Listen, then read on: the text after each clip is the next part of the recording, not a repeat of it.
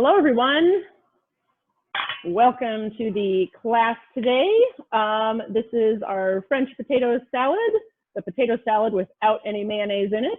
And as all of you know, this is one of many classes that we are doing between now and March of 2022. And it is featuring specialty crops, which are grown around Solano County by our local farmers. Specialty crops are vegetables, fruits, tree nuts, and herbs. And those are the things that we are focusing on the most in all of these classes that we're doing. So this should be a fairly short and sweet class. I'm only doing one recipe instead of 2 or 3 like I normally try to squeeze in today. So this is one of my favorite potato salads. The recipe is on our website. I'll have Allison go ahead and share that recipe now with you. You can reference it on the website through the local food page, or you can also just download it and then print it out. So here it is. I'm going to actually be doing the second paragraph step first, just in the interest of time and coordination during a live class, but you can follow it, as is throughout here. So we've got the ingredient list at the top, and then just the procedures and roughly how much it serves, and then there's a little note at the end, which I will also mention during class today too. So, all right, thank you, Allison. And so before we get started, I will just say that I am going to follow this recipe straight through. I'm not going to do any halving or doubling or tripling or anything. And what I'm going to be talking about to point out what makes this recipe good is we're going to work with salt and seasonings. And we're also going to be doing some things with temperature as we go, and I'll talk about that. And also I'm going to highlight kind of some of the aromatics that go into this salad. So that's kind of our themes for today. And then we will also talk about storing some produce as well. All right, so our stars of the show today are potatoes, which I have here. This is from Eat Well Farm, from my CSA box. Eat Well is a farm up by Dixon in the northern end of Solano County. And they look like Yukon Golds. They also grow a lot of red potatoes too. And the flavors of these are really awesome. I love them. So what I'm doing is I have my pot here with about 6 cups of water in it. Potatoes do oxidize, which means they will start to turn kind of brown once they hit the air. So as soon as I cut them, I'm putting them into my pot of water. So I've got my 6 cups of water in here, and I'm just going to go ahead and finish slicing these potatoes. I'm making them about, I would say, a little more than 1/4 inch thick and plopping them in. If you have really large potatoes, then you could definitely cut them in half first, kind of the long way, and then go crosswise. But these are not super big, and they're all about the same thickness, so to speak. So I'm going to go ahead and just leave them large. So they're going to look like little discs in my potato salad, as opposed to chunks, which normally we see in potato salad a lot. Okay, that one has some funky spots. I'm going to keep that one out. Okay, so again, this is 2 pounds of the potatoes, and you can use either these yellow new potatoes or the red ones. The red potatoes will have a little bit more of a white inner color. I do really like the color of the salad using the red ones. So if you're going for lots of color, it's a good option. However, this is what I got in my box. So this is what we're using today. All right, the last 2. You want to be really careful when you're cutting these if you want to keep them round, because they do roll around all over your cutting board and it can be a little dangerous.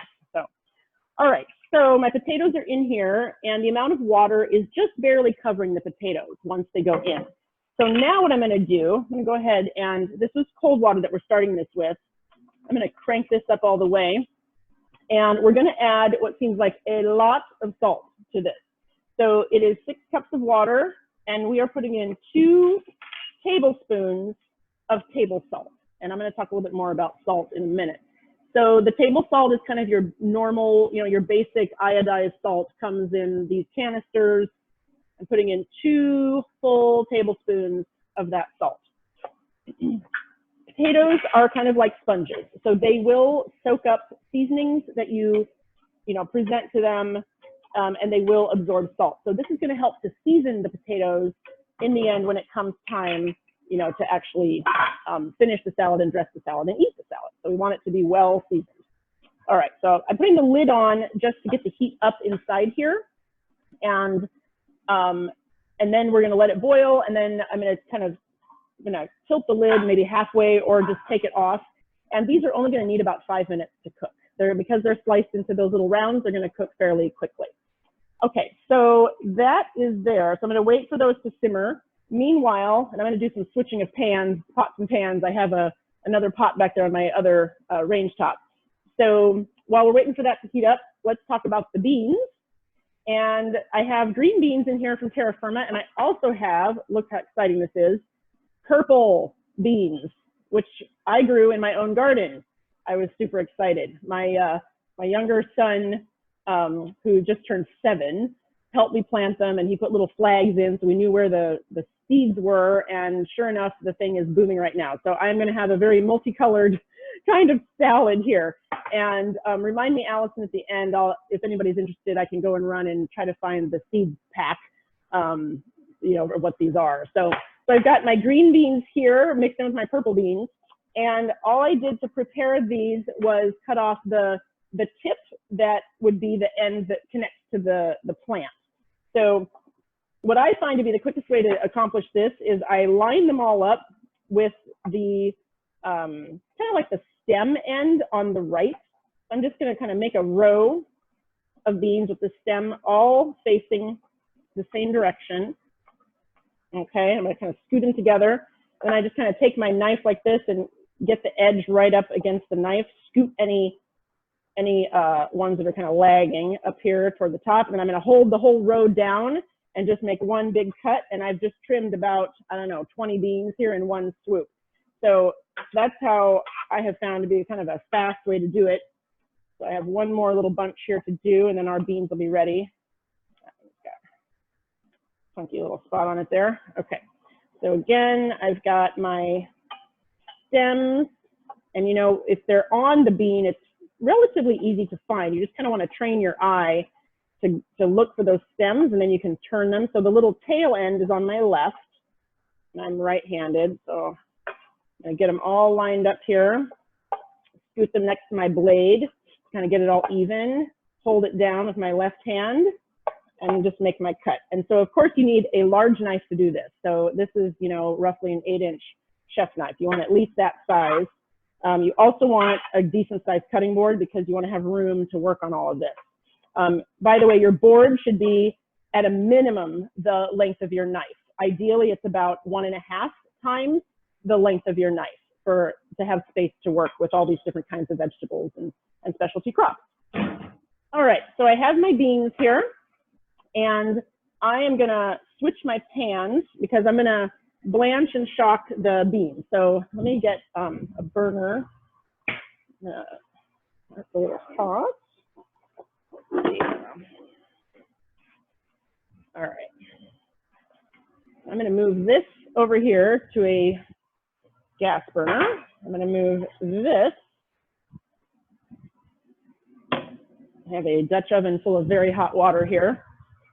All right, so I'm going to turn up the potatoes.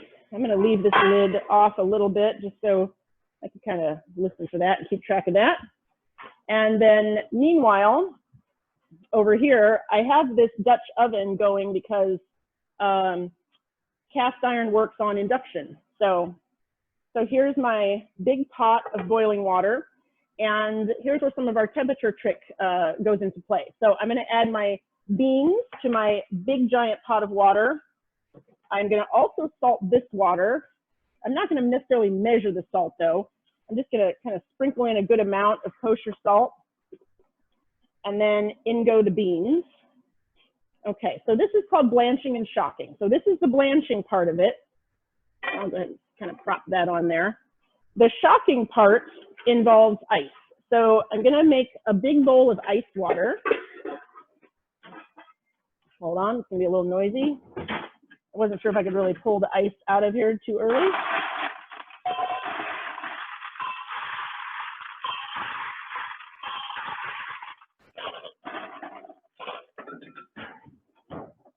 Okay, so I've got a good solid, I don't know, 5 scoops or so of ice from my freezer.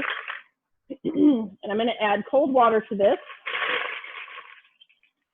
And I don't need to have a ton of cold water. I kind of want it to be, you know, about 50-50 ice and water. Okay, so that'll be ready right here for when we need it in a minute. So to blanch the green beans, you know, these are small and they are not going to take too long. And I don't want to have, you know, mushy beans. So what I'm going to look for in the bean pot is I want to see, oh, so interesting. My purple beans are turning green. Well, we won't have purple. I haven't cooked any yet because they just started growing. So I want to see bright green color from my beans. Of course, the purple ones won't look bright green. They're going to look a little darker green. But the blanching and then the shocking in the ice water is what's going to help maintain that nice bright green color once they get done cooking here. So they are not quite there. That'll take a few minutes. Okay, so let's look at our vinaigrette ingredients while we're waiting for all these different things to cook. One thing that we're going to do with the vinaigrette is we're going to pull out a little bit of the potato cooking water, and that's going to get added to our vinaigrette. So we will do that once the potatoes are done. In the meantime, I'll prep some of the other items here. So we have some garlic, also from my box. So we need about 2 garlic cloves. If you're a garlic lover, put in 3 or 4, whatever you want to do. I have 2 decent sized ones plus a little mini one here. So I'm going to give it a whack. We're going to mince up the garlic. I'm giving it a little tap with my knife in the back of my hand to break the skin on the garlic, and then it'll just pop right out. This has been really super yummy fresh garlic, also from Terra Firma. Scoop up my scraps here.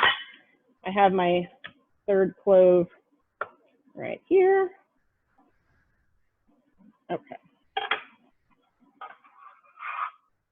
A lot of you guys know about my favorite kitchen tool, the bench scraper or the pastry scraper. Excellent for scooping up things. So I'm just going to slice up this garlic first, and then I'm going to change the position of my hand. So I make like a little fulcrum, and I'm going to do the little chop chop across here. I'm going to scoot it into like a little pile, a little mound on my cutting board, and then I chop it from the top down.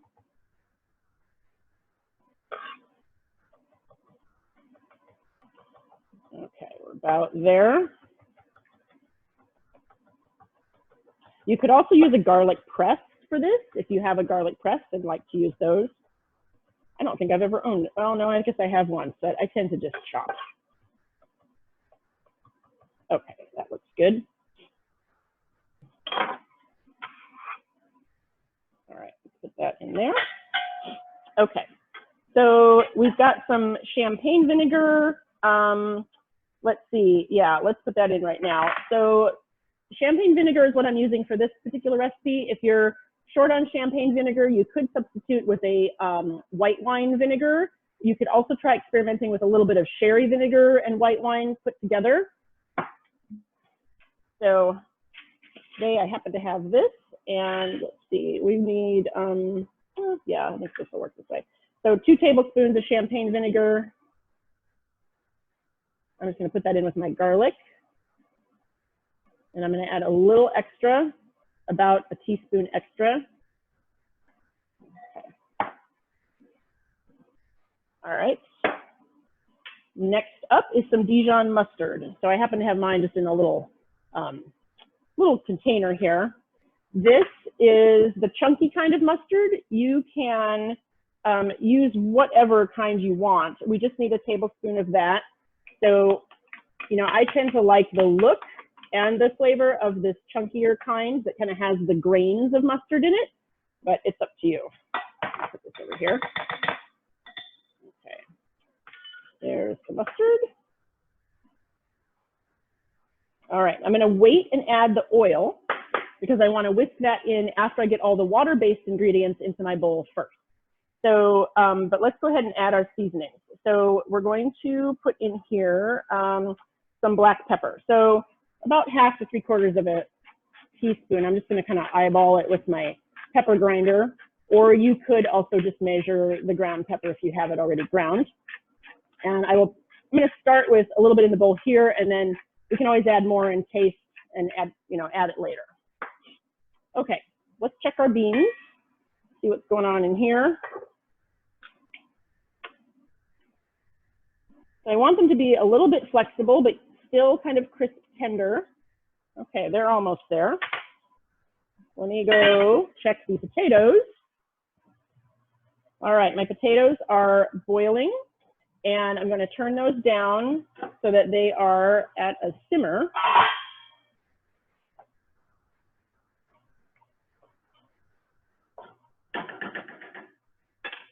And I want to, it's always good to kind of give these a little stir once in a while, just, to make sure there's salt, all that salt we put in there is distributed. Okay, so that looks good.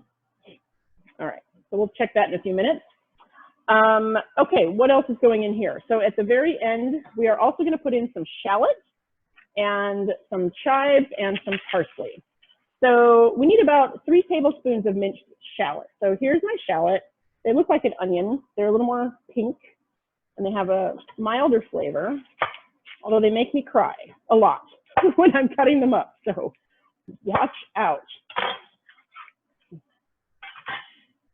All right, so I'm going to cut this just kind of like how I would do an onion, and then some of you guys have seen the procedure for the onion. So I cut off the top and I cut off the roots, and now I have a corner right here that I can peel. I'm going to take the peeling off, and shallots kind of grow in these like big cloves that grow together. They're a little different than an onion in the way that they grow. So I'm going to use that big one, and let's use the other big one. It'll be easier to cut up. And we'll see if we have our amount that we need from these 2 big cloves. Okay. So my shallot needs to be minced, and I'm going to cut this just like I would cut any onion. So I'm going to have my left hand here, and it's kind of like we're working with teeny little things here, but I'm making little tiny cuts. I've got about 3 cuts across going kind of horizontally. So my knife is, parallel in a way to the cutting board. And then I'm going to turn it so that the root's on top, and I'm going to slice it down, straight down, but I'm not going all the way through to the root end. Then I'm going to turn it back to the original position so that the root is now on the left and the top part would be on my right. And then I go straight down.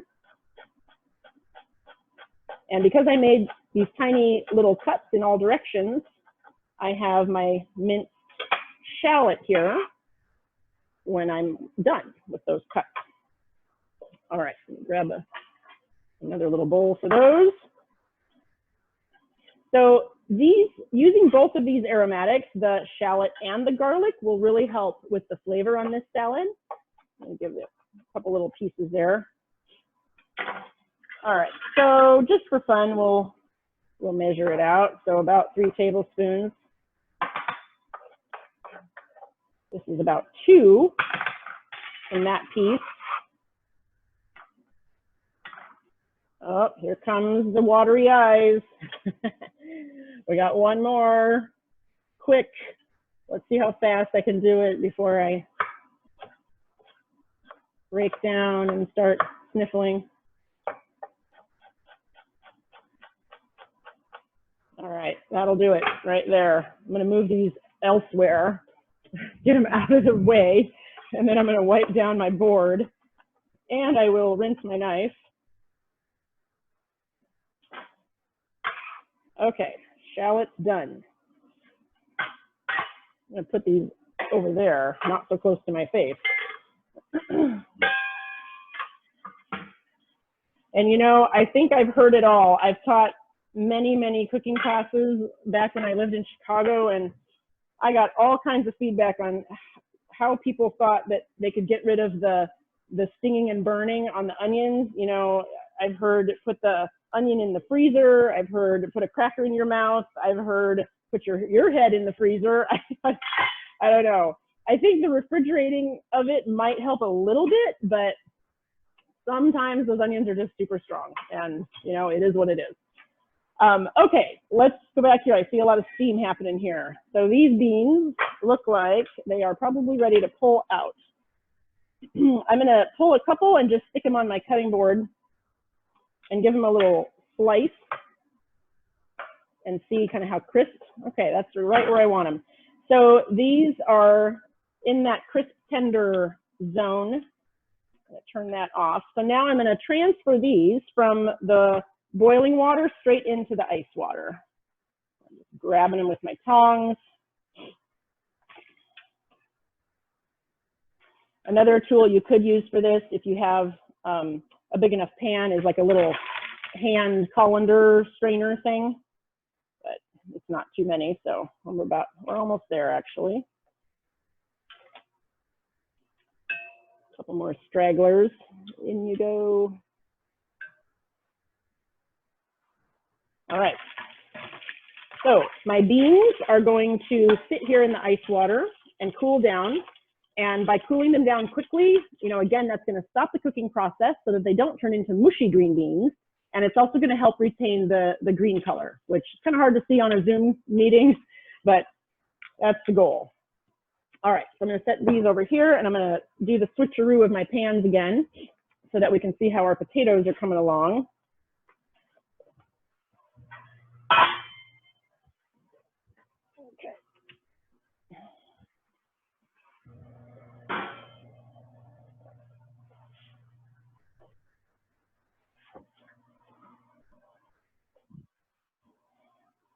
Okay, here's the potatoes. Turn this back on now. Okay. So for the potatoes, I'm going to test them using just a fork, just to see if I can kind of poke into them easily. And I can. So I think these are ready to come out as well. Yep, nice. They're not turning to mush.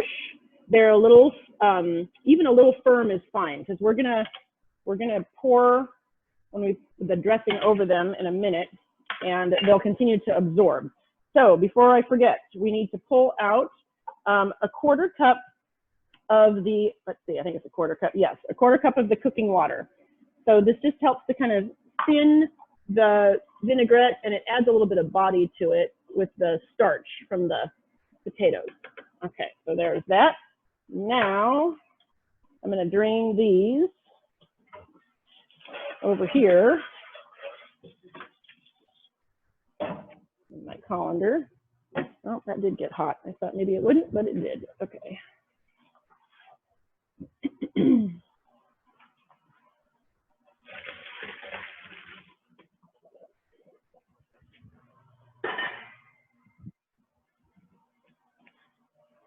Okay, we have our drained potatoes, and my next step is to spread them out. I'm going to spread them out on a sheet pan. Let me get rid of these beans here. Clear a little space.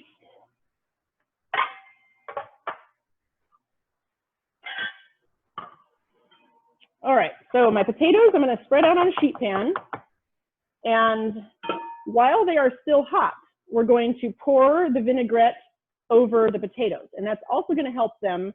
I have all this steam in front of me. That's funny. It's going to help them soak up that all the flavors that are in the vinaigrette. Okay, so maybe I'll set this here. It's not going to turn on. All right, so let's return to our vinaigrette. So I have my garlic and vinegar and my mustard in here and a bunch of pepper. And so now I'm going to add the garlic water, or sorry, garlic water. It's not garlic water, the potato water, the potato cooking water, that is. And I'm going to give that a little whisk. Okay, and then we will add our olive oil. So we'll see how much I have left. This is from that olive oil class. I still had a little bit of the Cipe Groves olive oil. This is their early harvest mission. I forget how much of this I need. Oh yeah, about a 1/4 cup again. Okay. All right. So just to help everything mixed together and combine, I'm going to have, you know, my water-based things in here, and then I'm going to drizzle this in.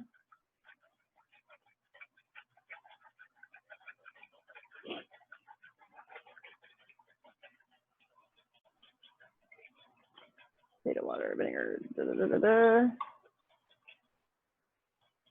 Okay. So I put pepper in here, but I did not add more salt. And I shouldn't need to add a tremendous more amount of salt because I had all that salt in with my potatoes as they were cooking. Okay, so here's my vinaigrette.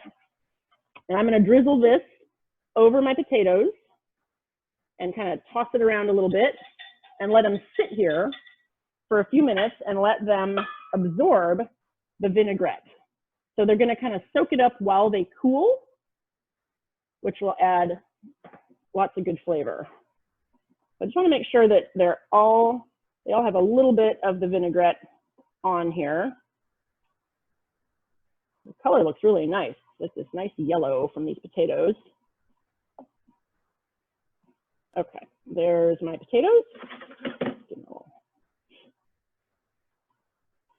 Okay, so there's that step. So that's going to kind of help this out flavor-wise.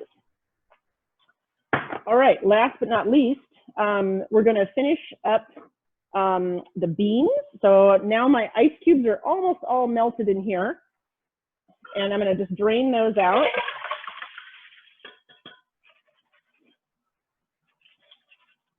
There are a few ice cubes, little shards of ice left in here.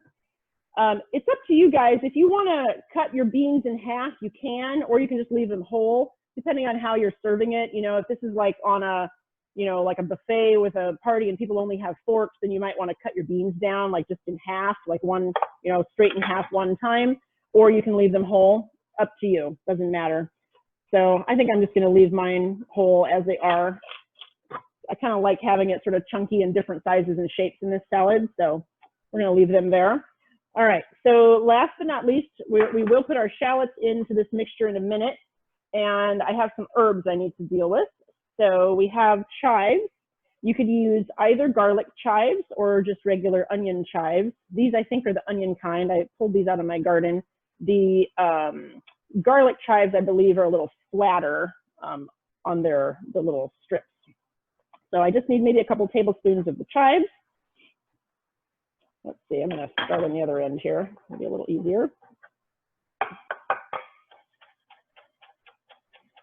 And just some quick knife skills. You'll see that the tip of my knife is not leaving the cutting board. As I'm cutting this, I'll turn this way so you can see. I'm holding it with my left hand like this so that my blade hits my knuckles and I don't chop my fingertips off. And I'm going away from me and then picking it up and dragging the tip back. So slice away, pick up, drag back. It takes some getting used to. A lot of people tend to slice toward them, but it's much faster and efficient to go away from you. And as you do it, you'll get faster and, you know, be a little more efficient at it. Okay, that looks like plenty. So about a teaspoon and a half of those. I'll just go ahead and stick them in here. I probably have, yeah, it's more like 2 tablespoons, which is fine. This is one of these recipes that you can definitely tweak with different flavors and different herbs. And then for the parsley, I also need another couple tablespoons or so. I will pull off the leaves. I'm not going to use the stems for this particular recipe. Sometimes I do throw all the stems in depending on what we're doing. For those of you that were with my, I think it was the Taco Toppers class where we were doing the chimichurri, we were throwing stems and all of the cilantro in because it's all getting ground up. But for this, we're just going to use the leaves.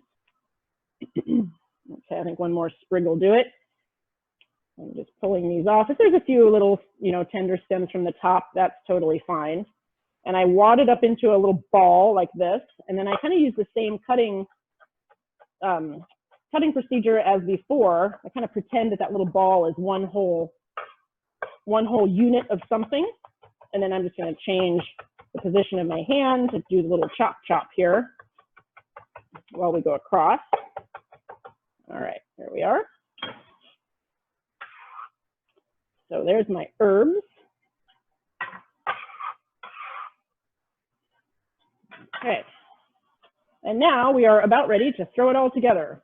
I'm going to let this sit for a little bit, and I'm going to talk to you guys about salt while I'm waiting for this to kind of keep soaking up the yummy vinaigrette. So the salt that we used on the potatoes was the table salt. And there's generally a couple other kinds of salt out there on the market. So this is Morton's kosher salt. This is kind of my favorite salt that I work with. And I think it's just because I've worked with it so much that I know how salty something will be by pulling a pinch. Like, I rarely measure things if I'm just cooking and seasoning. You know, I keep it in a little bowl and I just grab and sprinkle. Then we have another brand, which is Diamond Crystal, also kosher salt. I don't know if this is turning out, is this backwards? Can you guys read this, or is it backwards? I don't know. So this one, even though it is a kosher salt, is much less salty than the Morton's, and also the standard kind of table salt, which, as you can see, came from Raley's. So here's how you navigate this. If you have a teaspoon of this and you're following a recipe, you're going to actually need 1.5 teaspoons of the Morton's kosher salt, but you're going to need 2 teaspoons of the Diamond Crystal. So, and don't ask, it's just the way that they're manufactured. The Morton's kosher salt, which is coarse, I tend to buy and use the coarse most of the time. You know, this, if I measure it or put it into a teaspoon, I'm gonna see holes in between because it's just a coarser salt. The pieces are bigger. You know, this is very fine. This one is actually somewhere, in terms of texture, it's in between these two. However, for whatever reason, the saltiness of this is not as strong. So when I first bought this, for some reason there was I think Morton was having some supply chain issue or something. This was way pre-COVID, and I couldn't find it for like 3 weeks or something. And so I ended up buying this, and I remember I was making a soup and I could not figure out why. I kept adding salt and tasting, and I was like, why am I not getting any flavor? It's like I just wasn't tasting the salt. So so I'm not sure, like, it is just salt, but the flavor and how this brings out the flavor profile in food behaves differently. Okay, so I just wanted to run that past you because I know that you know, people often have questions about, you know, if I have this but not this, you know, how do you navigate that? You know, another point that I will say is that I typically, if I'm baking, like with cookies and cakes and whatever, then you want to use this. Typically when a baked goods recipe calls for salt, they're talking about the fine, you know, iodized salt or non-iodized, whatever, it's the finer one. If I'm seasoning meat to grill, however, I want to do a thicker kosher salt. It helps to stick to the meat better, and you also have more control. So meaning that if I grab my big pinch of salt from my bowl and start to sprinkle, it's easier to get it distributed throughout the zucchini or the steak or whatever it is that I'm working with. You know, I can kind of see where it's going, and I can control the distribution of it better. If you try to do a pinch of this and then sprinkle, you'll definitely get like a clump of salt here and then not so much there. And it's harder to get it evenly distributed across your food product. Okay, and then just a couple other ones I thought I'd point out because I happen to have them in my cabinet. This is a Mediterranean sea salt. This one is very coarse, and this comes in a couple different options at the store. For this one, I have to put this in a grinder because it's like rock salt. It's like very coarse. But I would say that in terms of the saltiness, you know, I wouldn't really use this the same way for cooking that I would these. This I would probably just use, I would crank it into like maybe a vinaigrette, or I would crank it onto like my veggies that I'm grilling, or use it as a finishing salt. And then there's like some other fun ones out there. This is a Himalayan pink salt with arbol chili added to it. So, you know, I have all these kinds of random things. I even have some smoked salt that I have from when I lived in Chicago and brought it with me. So, you know, they're fun to play around with, the seasoned salt. If any of you are Eat Well subscribers, I believe that Eat Well actually makes, and maybe Lockwood Acres too. They make kind of their own salts out of different herbs and things that they have on hand too.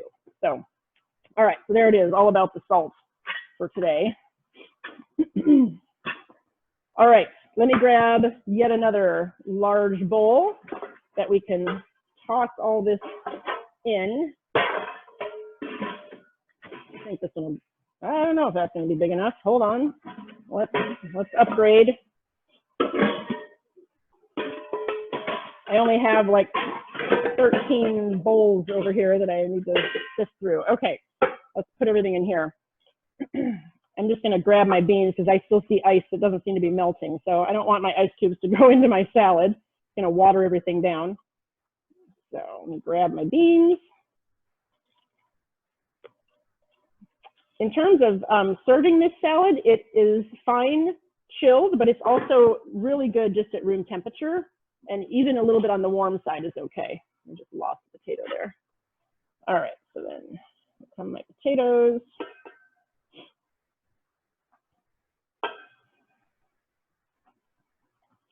I want to make sure to get all of this dressing in there. Have all that yummy flavor.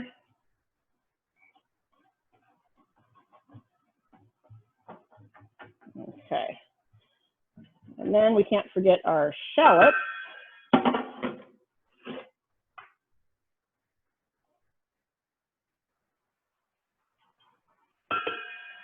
All right, and finally our herbs. So if you are making this to serve for other people or even for yourself, you know, we have the acid in here from the vinegar, from the champagne vinegar.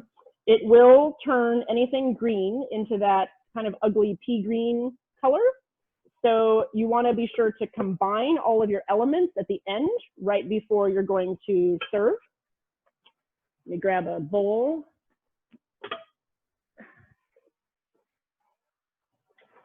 All right, let's see here. I'll just stick a little bit in here. Let me try to show it to you.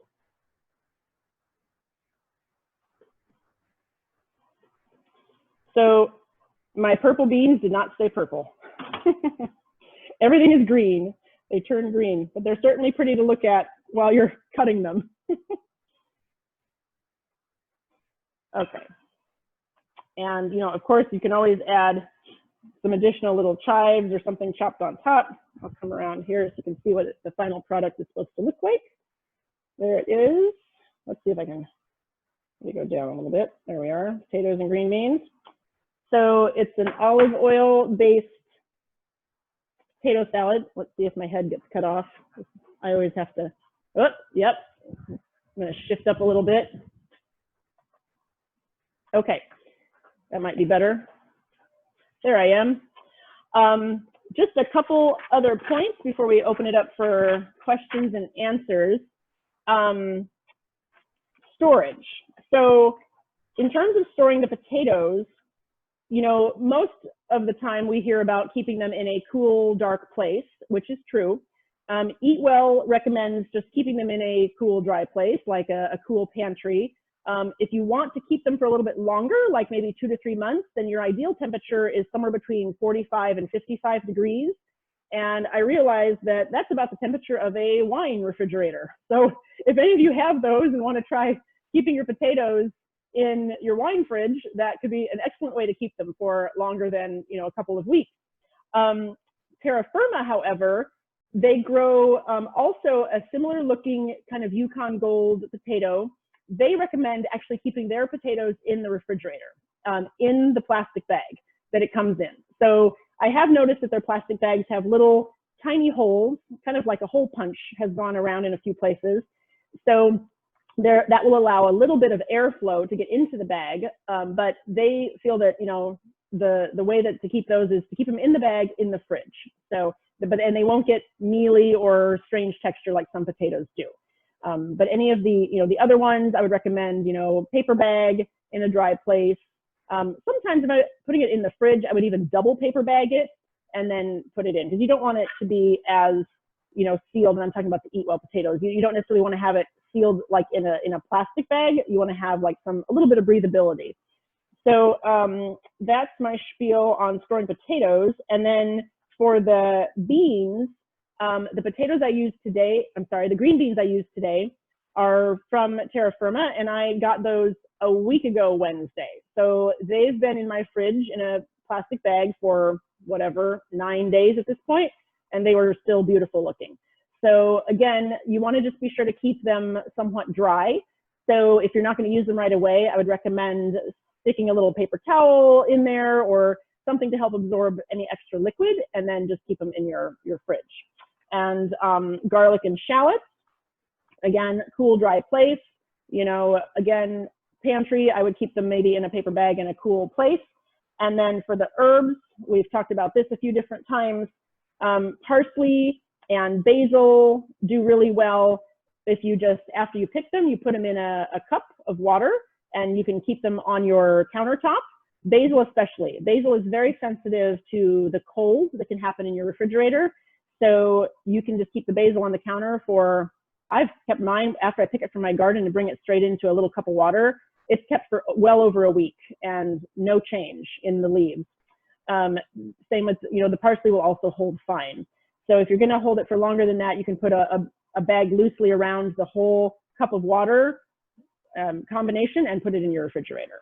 So that's the storing until you're ready to use it. And I think that is it. I will just mention one quick thing. We have a survey, which we would love you guys to fill out. It helps us, I think Allison is sharing it right now. It helps us gather information and reporting back to the funder so that we can keep doing all these fun classes.